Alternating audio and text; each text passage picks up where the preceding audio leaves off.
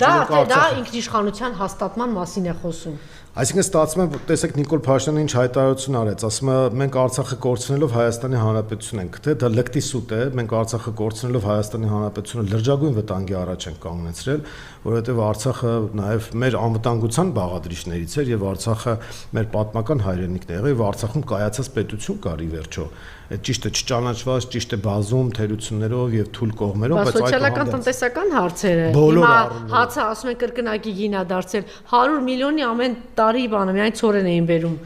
Տեսեք, Թուրքիա եւ Ադրբեջանի պահանջները կատարելով ի վերջո դրվում է Հայաստանի Հանրապետության տապանակարը։ Դրա համար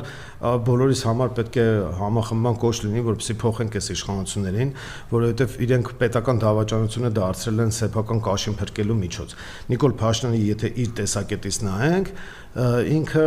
պետք է փրկի իր կաշին այդ միջոցներով, դրա համար էլ ասենք ամեն ինչի դիմում են